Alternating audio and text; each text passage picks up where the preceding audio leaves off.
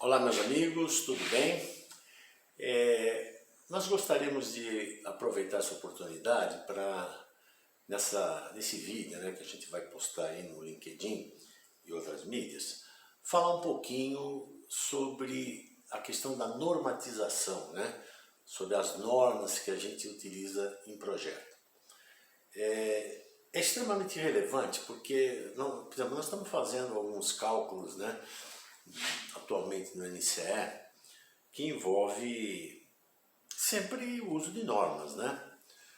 Mas existe uma série de questões particulares que nem sempre a norma tem a capacidade de, por um procedimento analítico de formulação, representar a realidade dos fatos, né? A gente está calculando casa de força, por exemplo, de usina hidrelétrica, estamos calculando locomotiva, truque de locomotiva, e o método de elementos finitos, para situações especiais, ele é extremamente poderoso, né? Eu gostaria de me basear num exemplo que a gente já fez muito, né? Com a minha formação inicial é de engenharia naval, né? Trabalhei durante muitos anos no início usando elementos finitos, até na época da malha-mão, né? A gente fazia muito modelo de navio. Navio de passageiro, navio de transporte de carga, navio de cabotagem e navegação interior, né? E o navio eu acho que é a coisa mais normatizada que tem, né? Porque o navio, antes de se falar em ISO, por exemplo, já existia navio, né? E quando você vai, por exemplo, aprovar um navio, ele tem que passar pelo crivo da sociedade classificadora, né? Que são as sociedades classificadoras têm regras ou normas, né? A gente chama de regras de sociedade classificadora, que regulam o projeto e a construção, né? É absolutamente fundamental quando você faz o projeto de um navio, você tem os desenhos, tem todo o projeto, a memória de cálculo, ele recebe um símbolo de classe, né? Porque passou pela sociedade classificadora e aquele navio ele está certificado, né? E atende todos os requisitos de segurança e da parte estrutural. Isso é normal. Isso é fundamental, né? Porque você vai construir um navio, por exemplo, de alguns milhões de dólares. A primeira coisa que você faz é o seguro, né? Para fazer um seguro, porque... E para fazer um seguro, se você for na seguradora, ela vai te perguntar, né? Qual foi a sociedade classificadora que regulamentou o projeto e a construção? Eu falo, não, eu calculei por minha conta, né? A garantia sou eu. Aí você não vai conseguir fazer o seguro, né? É um negócio mais ou menos óbvio, né?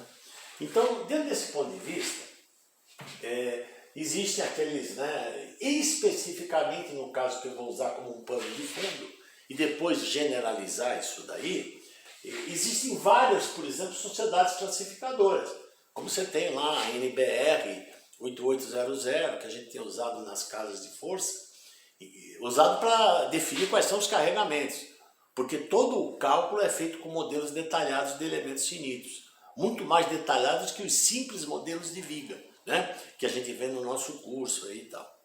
Então, por exemplo, você tem o ABS, né, que é o American Bureau of Shipping, você tem o Lloyd's Register, o Germanisches Lloyd, Bureau Veritas, Dänische Norsk Veritas, todas essas sociedades classificadoras, eu trabalhei com elas para fazer desenvolvimento de projeto de navio. Mas essa questão da normatização, ela tem um aspecto muito interessante, que eu vou pegar um exemplo que particularmente eu vivi, né, que é o projeto de barcaças. Aquelas barcaças que são empurradas, né? Você tem um empurrador, navegação interior, inclusive tem uma regra, a antiga River Rulers, né? Que eram regras para navegação em rio, que agora ela tem uma denominação chamada de steel barges, são barcaças de aço, e elas não são propelidas. Então é muito comum esse tipo de operação em que você tem um comboio de chatas, né, que vai sendo empurrado no rio, e normalmente essa regra da sociedade classificadora, que são os steel barges aqui, que a gente até há 2 anos atrás fez um projeto completo de uma barcaça, que também entra no conceito que nós vamos discutir agora. O puro uso e aplicação da regra não resolve o seu problema. Por exemplo, essas steel barges aqui, elas normalmente são utilizadas para carregamentos muito específicos.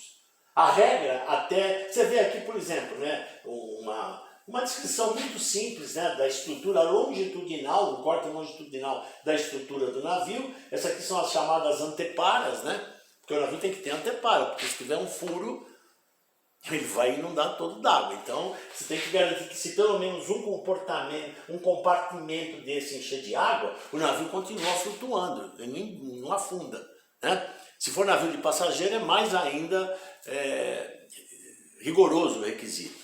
Mas você tem, por exemplo, nas regras como o steel barges, alguns arranjos que, se você seguir o arranjo exatamente como está proposto na regra, existem formulações analíticas que você determina esses enrijecedores, longitudinal, transversal, você determina a espessura do costado, você determina a espessura do fundo e do convés.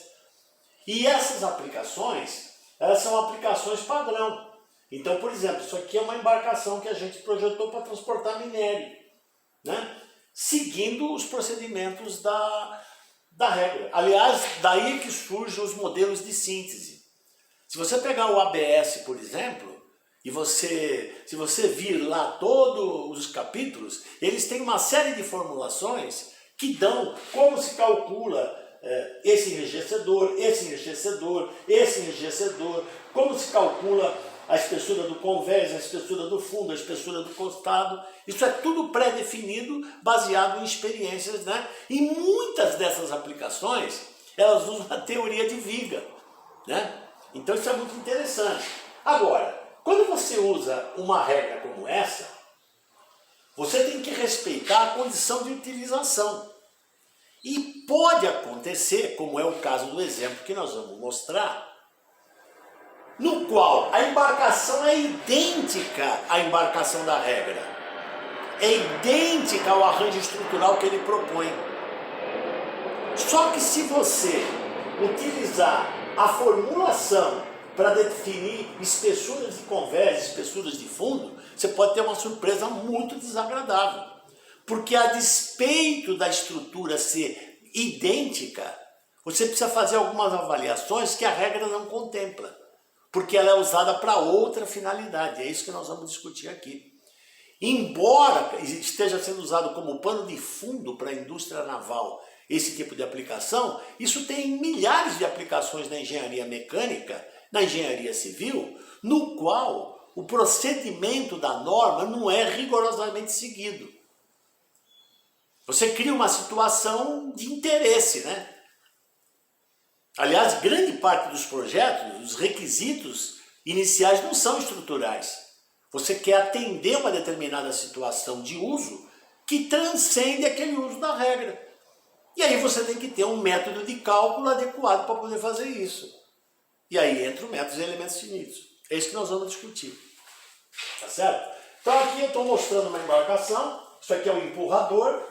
Isso aqui é uma chata, isso aqui é a próxima chata. Ali você tem um comboio de 6, 8 chatas que são empurradas no rio.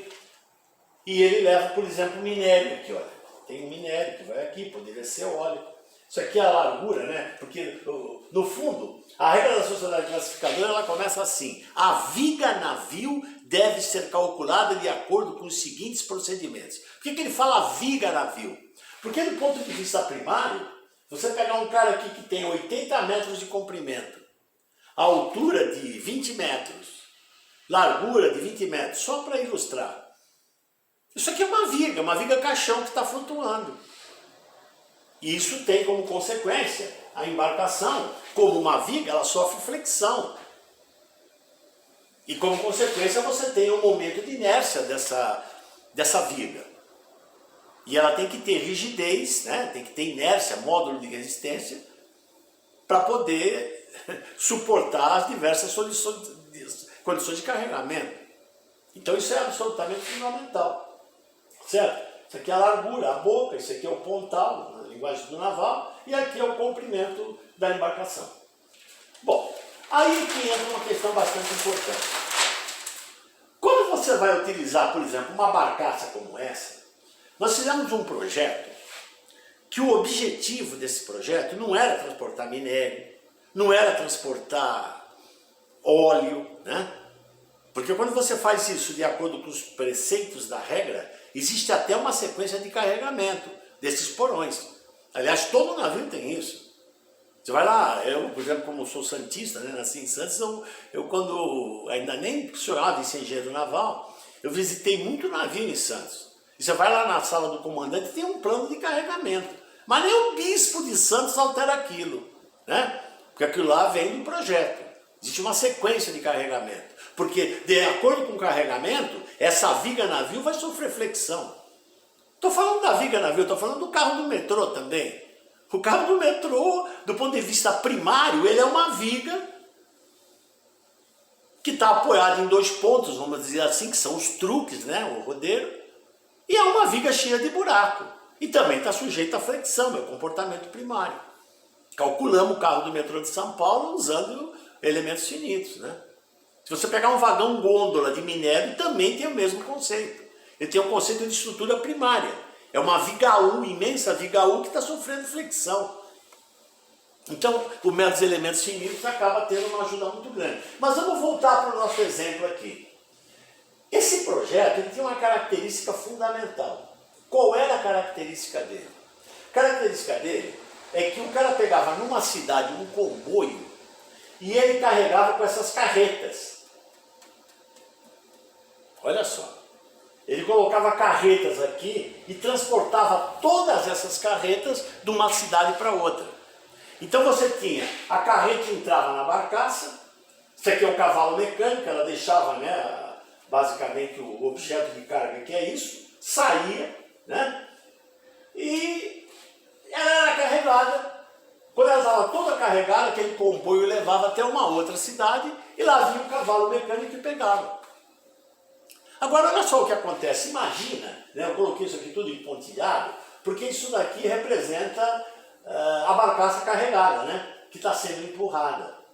E olha só que interessante. A condição que ela está com carga máxima não é necessariamente a situação pior para a estrutura. O que eu quero dizer com isso? Se você pegar, por exemplo, essa barcaça aqui, bom, a gente sabe que é Arquimedes, né?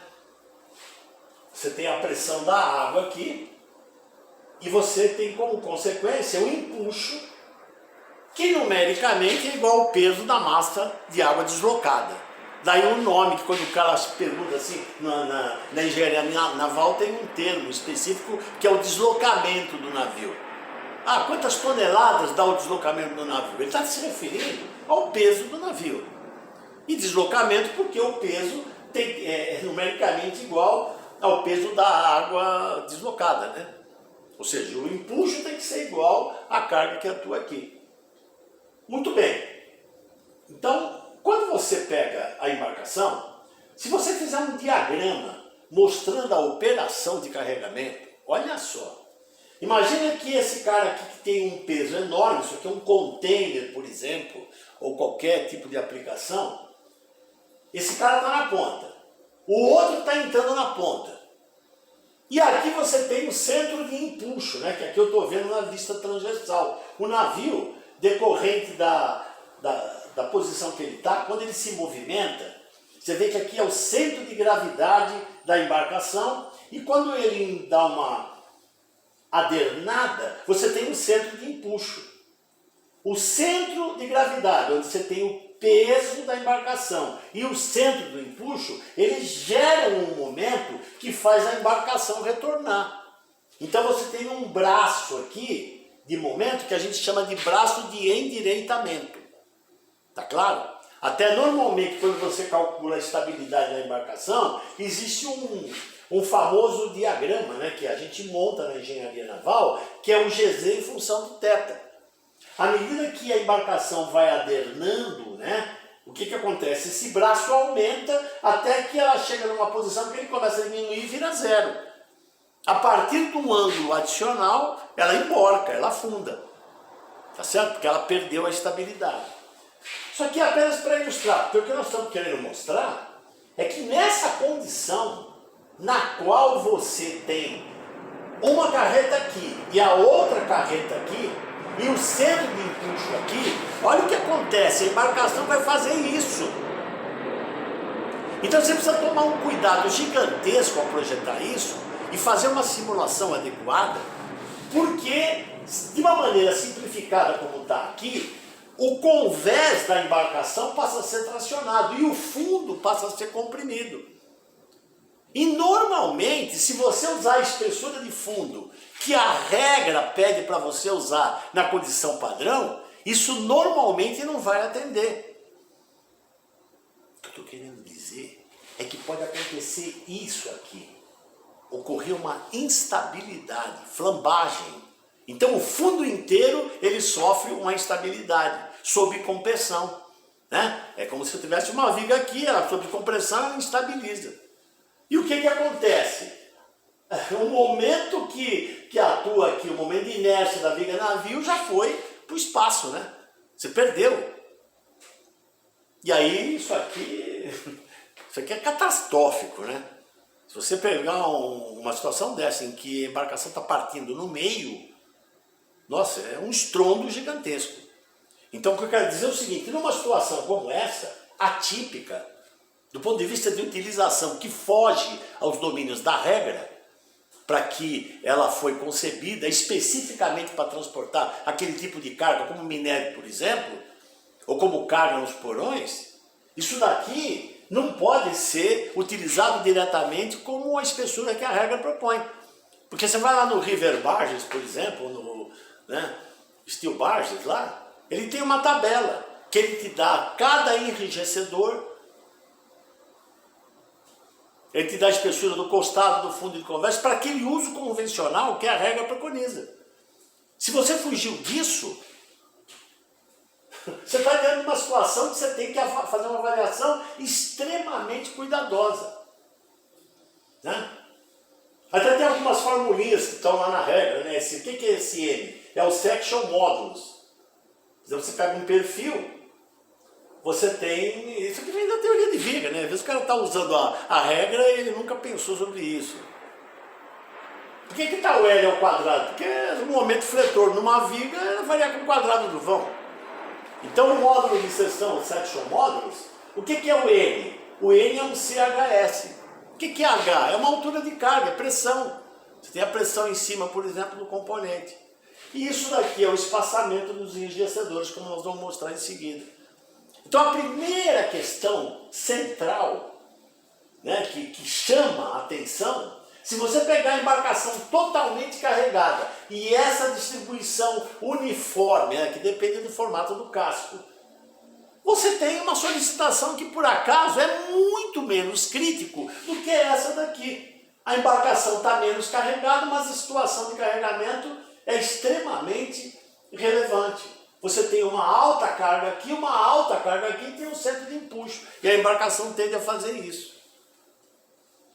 Não dá para usar regra. Né? Ela pode servir para você dar um chute inicial assim. Aí você tem que fazer uma verificação cuidadosa. É isso que nós estamos falando. Bom, aí entra um negócio bastante interessante. O que é? Toda vez que você faz um projeto de uma embarcação, existe uma das coisas que faz parte da documentação do projeto, e isso aqui é física pura, né? São as chamadas curvas hidrostáticas. O que são as curvas hidrostáticas? Como o próprio nome está dizendo, depende fundamentalmente dos conceitos da hidrostática. Por exemplo, você pode pegar aqui na curva hidrostática, né? Em função do calado. O que é o calado? O famoso calado de projeto na embarcação. O calado de projeto é esse carinha aqui, ó. Tá vendo aqui? Aqui está a linha d'água, né? Isso aqui é a lâmina d'água que ele tem aqui e tal. Então você tem um calado, né? Que é exatamente nessa figura, isso aqui seria o calado, né? E em função da profundidade, você tem várias coisas, por exemplo, o deslocamento, porque com aquela profundidade, com aquela geometria de casco, você tem, pelo Arquimedes, um determinado tipo de deslocamento, de massa água deslocada e como consequência que vai equilibrar o peso a bordo, né? Agora tem uma que é absolutamente fundamental, que é muito útil para quem calcula a estrutura, que é o que a gente chama de toneladas por centímetros de imersão, né? E tem outros nomes também, por exemplo. O que é isso aqui? É uma curva que dá o aumento no deslocamento por aumento unitário de calado. O que eu quero dizer com isso? Se você pegar um corpo, né? Pegar um corpo aqui, ó, está flutuando, e você afundar de 1 milímetro, essa reação aqui, essa força de empuxo, ela vai sofrer um aumento devido ao afundamento unitário, porque você vai deslocar uma massa de água adicional. Ou seja, isso aqui que te dá o empuxo por afundamento unitário é uma mola. Ele tem um comportamento semelhante a uma mola. Essa é a questão. Então aqui, ó, se você pegar a embarcação e ela der um afundamento, essa força de empuxo vai aumentar, né? Arquimedes. Ou seja, no fundo, grosso modo, isso é uma mola, que representa a força por afundamento unitário. Se você tiver uma caixa, né, que tem um formato uniforme, essa mola tem uma constante, que é constante, vamos dizer assim, a constante elástica não muda. Agora, se você tiver um casco de um formato irregular, dependendo da profundidade que ele está, e se ele tem um afundamento unitário, naquele calado, ele vai ter uma força proporcional ao afundamento unitário, que tem o papel de uma mola. Está claro o que nós estamos falando? Por que eu estou falando isso? Porque isso é absolutamente fundamental para quem vai fazer a simulação do carregamento da estrutura da barcaça sob aquelas condições especiais. Bom, mas vale lembrar uma coisa que é importante, né? Primeiro, que nós estamos falando do navio como um pano de fundo, mas a gente já colocou no meio da discussão o carro do metrô, a gente já colocou o vagão gôndola, aliás, toda a estrutura de caixa estrutural, e sem falar do avião, né? Que o avião é um cilindro que está lá em cima, que tem uma resistência primária também. É uma viga cilíndrica que está voando lá e devido aos carregamentos ela está tração-compressão. Está claro o que nós estamos falando? Então, do ponto de vista primário, se você pegar a seção transversal do navio, ele tem enrijecedores longitudinais, né? E ele tem uma linha neutra, tem um momento de inércia. Isso aqui é a viga navio. E você tem uma tensão que varia na viga navio. Se você imaginar o navio, ele está fazendo isso. O vagão gôndola também está fazendo isso. O carro do metrô está fazendo isso. Então ele tem condições, limites de resistência e de utilização. Olha só, o carro do metrô, por exemplo, ele tem uma condição limite de flecha. Como você vai numa norma, ele fala, a flecha máxima não pode ultrapassar uma porcentagem do vão. No carro do metrô, tem uma questão de utilização séria. Se você tiver o carro do metrô e ele tem, por exemplo, uma deflexão, como aqui na região do truque o cisalhamento é muito grande, ele distorce. Dependendo dessa flecha, embora ele possa até ter resistência estrutural, você não consegue fechar a porta. Então ele tem uma condição de utilização que você tem que verificar. Então a estrutura primária do navio, ela é uma viga, onde vale a teoria de viga. É o momento de inércia, distância linha neutra. O momento de inércia que eu estou falando é dessa caixa aqui, dessa seção transversal de uma caixa. Só que o que acontece? Quando você tem o convés do navio ou o fundo, olha só que interessante, ele tem espaçamento de enrijecedores. Aqueles enrijecedores transversais, esse cara aqui, ó. Tá certo? Quando você vai dimensionar esse enrijecedor, aí entra uma coisa que não vale só para o navio. Isso vale para um reservatório, para um tanque. Quando esse cara está sob a ação do carregamento, esse perfil que é o objeto de dimensionamento e que tem lá na regra, quando você usa lá, né, a padrão, ele rouba um pedaço da chapa para ele. Jamais você calcula esse perfil isoladamente, porque ele tem a famosa chapa colaborante. Essa chapa colaborante, isso vale para reservatório também. Você tem um tanque, tem enrijecedor, na hora de calcular esse perfil aqui, ele não trabalha sozinho. Ele rouba para ele um pedaço da chapa, que depende do quê? Depende da relação entre esse comprimento e o espaçamento dos enrijecedores. Existe uma teoria para isso. Tendo isso daqui, você calcula a relação entre a chapa colaborante e esse espaçamento. Então você com isso vai poder calcular, se estiver fazendo o cálculo à mão, o momento de inércia desse enrijecedor junto com a chapa que colabora com a resistência dele, que é a chapa colaborante. À medida que esse comprimento se torna grande em relação ao espaçamento, a contribuição da chapa é maior. No caso limite, quando ele tem desamparo infinito, isso daqui é igual ao próprio espaçamento. Mas ele precisa ter um comprimento bastante grande. Então nós estamos falando da estrutura primária. Quando eu falo da estrutura primária, repetindo. Isso acontece no navio, isso acontece no avião, isso acontece no vagão, isso acontece no carro, no metrô. Todos têm uma estrutura primária. Existe um conceito de estrutura secundária, que é o enrijecedor trabalhando junto com o pedaço de chapa que ele rouba para ele. E o terceiro é a estrutura terciária. A estrutura terciária é basicamente a unidade de chapeamento. Que você tem lá, por exemplo, no caso do Timonchenko, você vai lá no Teoria de Plates and Shells, ele tem chapa engastada no contorno, chapa apoiada no contorno. E por que tem essa diferença do ponto de vista prático? Nós vamos mostrar isso aqui.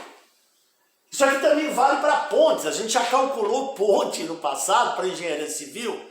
Tem até um livro bastante interessante que ele fala Orthotropic Steel Plate Deck Bridges. Isso aqui parece um navio, né? Mas é uma ponte que tem um deck aqui que é muito semelhante àquela estrutura transversal do navio. Ele tem anéis e tem enrijecedores. E aqui o conceito de chapa colaborante está presente também. Né? Por que ele fala orthotropic steel? Vale a pena fazer um comentário breve, né? Porque no navio existe uma teoria analítica que permite isso. O navio ele tem enrijecedores transversais e tem enrijecedores longitudinais que apoiam nesses transversais. Né? Por exemplo, pode ser o contrário. Ele pode ter enrijecedores transversais que são apoiados em vigas gigantes longitudinais. Ah, mas isso daí é de acordo com a escolha? Não. Isso aqui tem uma lógica científica. Por exemplo, navio muito grande, como o momento fletor depende do quadrado do vão, ele tem tensão primária bastante representativa. Então, normalmente a estrutura é longitudinal. Ou seja, você tem vários longitudinais de comprimento, né, que são apoiados na transversal. Por quê? Porque um painel comprido e um painel mais largo, o painel mais comprido, né, ele tem uma resistência à flambagem maior. Então a escolha do tipo de cavernamento não é, eu estou com vontade de fazer um longitudinal, não, vou fazer transversal. Não, isso é baseado na teoria. De novo, né? Aliás, eu comentei muito do professor Lebedev, né? O professor Lebedev... Qualquer coisa que eu faça nos meus livros aí de elementos finitos tem um agradecimento eterno a ele, né? Ele não trabalhava com elementos finitos, mas era um cara que transformava a equação diferencial em equação algébrica, resolvia problemas complicados de estrutura, né? E ele sempre falava para mim, Abeline, eu dou grátis minha experiência para você. Você precisa saber teoria. Se você não sabe teoria, antes de pula na casa, pula na igreja e muito reza. E eu tive um fato assim muito interessante, porque eu fui responsável pelo todo o cálculo estrutural numa estrutura militar que nós fizemos, né? E o professor Lebedev trabalhou nesse projeto, né? Uma bênção, né? Para mim, na minha vida. E a primeira vez que eu conheci o professor Lebedev, ele perguntou para mim, Abidine, eu quero saber uma coisa de você. Você é engenheira ou engenheira papagaio? Eu falei, professor, eu não sei o que é engenheiro papagaio. Eu falei, engenheiro papagaio é que só usei tabela. Você usa tabela para tudo. Esta tabela, esta tabela, esta tabela e não usa teoria. Eu falei, entendi. Não, a gente faz as duas coisas. Um pouco papagaio, mas muito elementos finitos. Como esse caso que nós estamos mostrando aqui. A tabela não resolve esse teu problema. Se você for na regra e tem uma tabela que já dá o perfilzinho pronto, já dá a espessura da chapa pronta, ela se aplica apenas àquela situação. E o arranjo estrutural você tem que fazer igualzinho à situação da regra. Se você tiver uma aplicação diferente, por exemplo, aquelas plataformas de petróleo, que ela pega um navio e transforma numa plataforma. E aí? Ele começa a colocar um monte de equipamentos que não estão previstos no projeto original. Então, o que o cara faz? Ele tem que fazer um modelo de elementos finitos, considerando todas as condições de contorno. As condições naturais, que são os carregamentos, e as essenciais, as geométricas. Senão dá fatal error, né? Isso a gente trata detalhadamente em elementos finitos. Então, falado isso, aí, até vamos falar um pouquinho mais sobre a tal condição de contorno, né? Às vezes o cara vai calcular uma estrutura e na regra diz o seguinte: olha, quando você calcular a chapa ou calcular o enrijecedor, o convés você considera apoiado e o fundo engastado. Aí o cara fala assim: se a regra falou, é assim que eu vou calcular. Mas por que isso? Tem uma lógica. Se você pegar, por exemplo, o fundo sujeito à pressão da água, olha só o que acontece aqui. Esse painel de chapa aqui, estou exagerando, obviamente, mas ele tem uma flexão, né? Isso aqui é a estrutura terciária. Aí ele tem outra flexão, aí ele tem outra flexão. Por uma questão de simetria, esse ângulo vale 0. Então isso é um engastamento. É por isso que o cara considera a estrutura do fundo, ao calcular esses itens individuais, como engastado. Já por outro lado, quando você vai carregar o convés, aqui pode ter um carregamento e aqui não. Depende de como o cara distribui. E aí ele forma essa configuração que tem um ângulo. Isso é um apoio. É por isso que o convés, esses itens individuais que vão fazer parte da estrutura, são calculados como apoiado e não como engastado. A regra menciona isso, mas tem um porquê, né? O professor Ebenezer perguntou para mim: você é engenheira ou engenheira papagaio? Né? Então aqui, ó, condição de contorno. E aí você tem, por exemplo, o conceito de resistência primária, como a gente comentou, né? Daqui a pouco nós vamos chegar no nosso modelo para calcular as carretas entrando. Mas tudo isso está por trás antes, né? Por exemplo, aqui a viga navio. Ó, normalmente, quando você calcula o momento de inércia da viga navio, você considera só os itens que têm continuidade estrutural, né? Aqueles itens que caminham e formam a resistência primária, como se fosse uma viga. Só que o momento de inércia da viga é dessa seção. Aliás, tem até os fatos pitorescos que eu já vivi na minha vida pessoal aí, de calculista, né? Uma vez, a gente calculou muito trem também. E teve uma vez uma discussão sobre um carro de passageiros, né? Que, como eu acabei de mencionar, é uma viga, do ponto de vista primário é uma viga. E o pessoal colocou uma cinta, que a finalidade da cinta era mais arquitetural. Ela dá uma visão, né, legal, você vê uma saia aqui assim, que acompanha o trem, né? Então, visualmente fica bonita, né? E começaram a ter problemas de trinca nessa cinta, nas fixações. E eu lembro que eu fui para uma reunião que o pessoal não gostava muito de cálculo, né? Tem uns caras que não gostam, né? Então o cara trabalha lá na outra área, né? Mas não deixa o cara do cálculo